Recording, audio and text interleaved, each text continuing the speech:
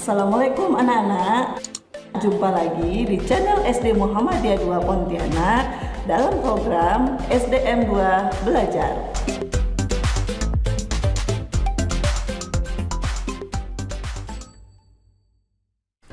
Assalamualaikum warahmatullahi wabarakatuh. Halo anak-anak, apa kabarnya hari ini? Semoga semuanya dalam keadaan sehat. Hari ini kita akan membahas materi di tema 1, Selamatkan Makhluk Hidup. Subtema 3, Ayo Selamatkan Hewan dan Tumbuhan, pembelajaran 3 dan 4. Nah, yang pertama kita akan membahas pembelajaran 3, yaitu materi IPA dan Bahasa Indonesia. Adapun tujuan pembelajarannya yaitu IPA tentang pelestarian tumbuhan, kemudian Bahasa Indonesia tentang membuat simpulan berdasarkan peta pikiran. Mari kita simak bersama-sama materinya. Materi pertama yang akan kita bahas yaitu materi IPA tentang pelestarian tumbuhan. Nah, seperti halnya hewan, tumbuhan pun harus kita lestarikan agar tidak punah. Nah, berikut ini adalah upaya-upaya yang dapat dilakukan untuk melestarikan tumbuhan. Yang pertama yaitu mengembangbiakan tumbuhan yang sudah kita manfaatkan.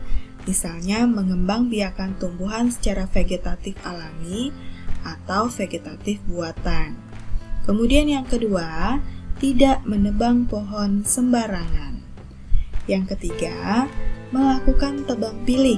Artinya, menebang pohon dengan memilih ukuran dan usia tumbuhan yang sesuai.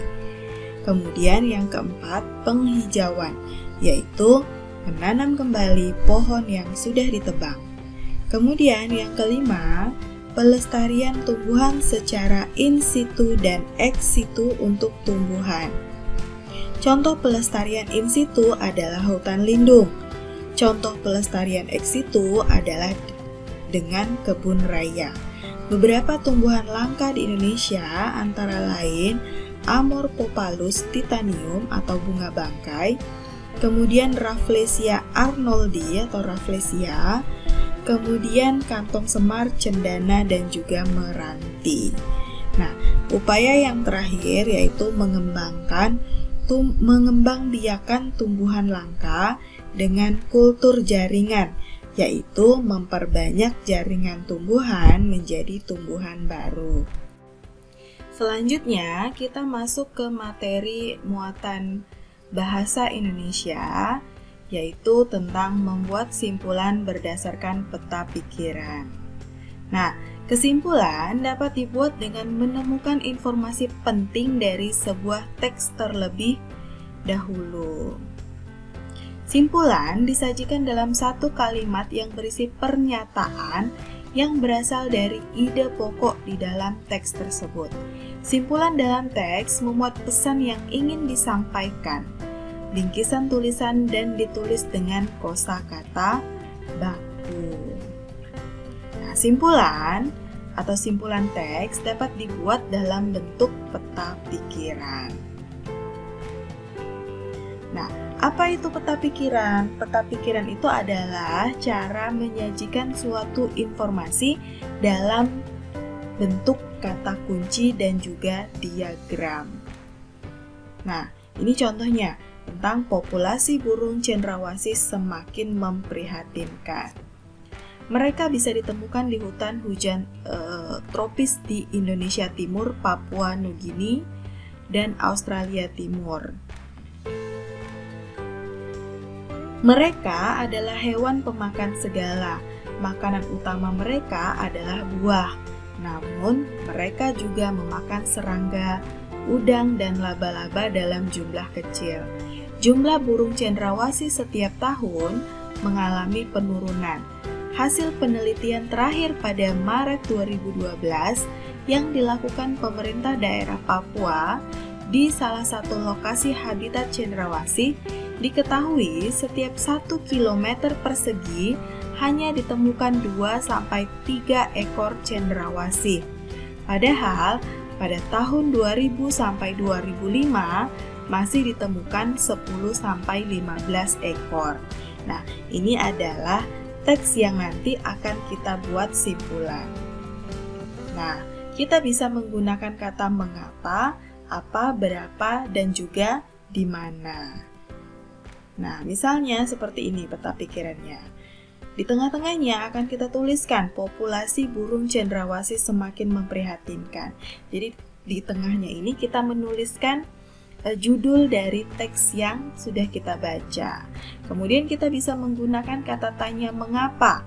Mengapa burung cendrawasih perlu dilindungi?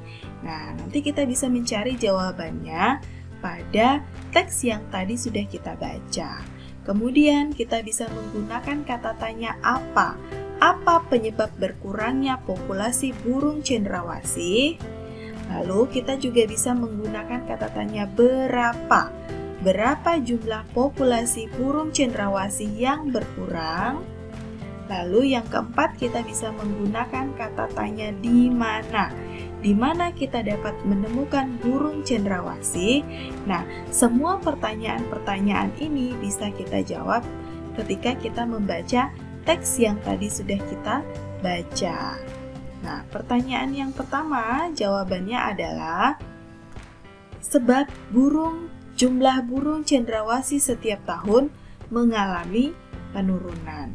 Kemudian yang kedua, karena burung tersebut banyak diburu oleh masyarakat. Yang ketiga, jawabannya adalah burung cendrawasih yang berkurang sekitar 8-12 ekor dalam 1 km persegi. Lalu yang keempat, burung cendrawasih dapat ditemukan di Papua dan Australia Timur. Nah, simpulannya dapat kita buat berdasarkan jawaban dari pertanyaan yang sudah kita buat dari peta pikiran tersebut. Nah, simpulannya adalah burung cendrawasih setiap tahun mengalami penurunan antara 8-12 ekor per kilometer persegi sebab banyak masyarakat yang memburunya. Burung tersebut dapat ditemukan di Papua dan Australia Timur. Nah, demikianlah tadi kita membahas materi di pembelajaran 3 tentang pelestarian tumbuhan dan membuat simpulan berdasarkan peta pikiran.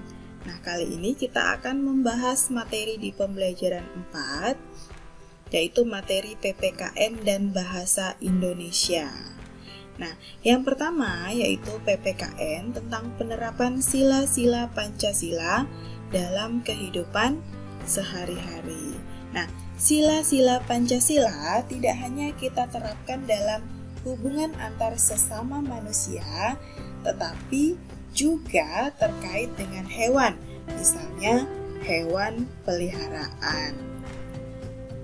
Nah, berikut ini adalah penerapan sila-sila Pancasila dalam kehidupan sehari-hari. Yang pertama, sikap menyayangi hewan peliharaan merupakan bukti rasa syukur kita terhadap anugerah Tuhan. Nah, sikap tersebut merupakan pengamalan sila pertama Pancasila. Lalu, yang kedua, merawat hewan peliharaan yang sakit sesuai dengan pengamalan sila kedua Pancasila. Kemudian, bangga terhadap beragam hewan yang ada di Indonesia itu merupakan pengamalan sila ketiga Pancasila. Lalu, berdiskusi untuk membagi tugas merawat hewan peliharaan adalah contoh pengamalan sila keempat Pancasila. Nah, yang kelima, membagi tugas merawat hewan dengan adil adalah pengamalan sila kelima Pancasila. Nah, yang terakhir adalah materi Bahasa Indonesia tentang menuliskan simpulan dari teks.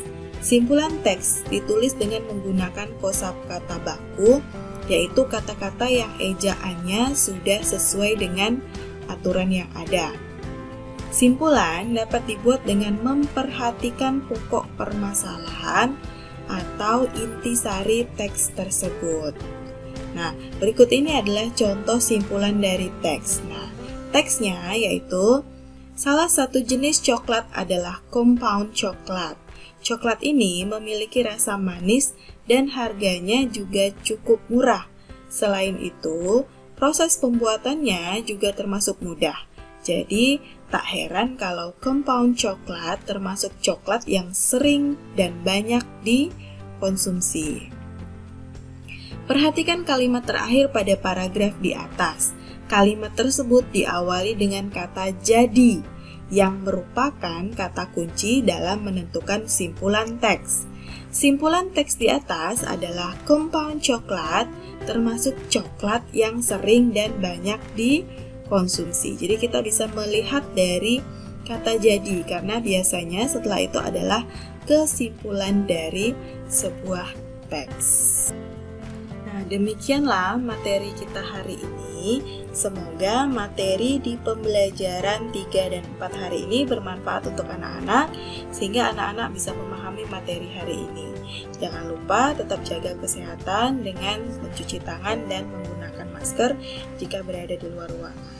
Ibu akhiri sampai di sini. Assalamualaikum warahmatullahi wabarakatuh.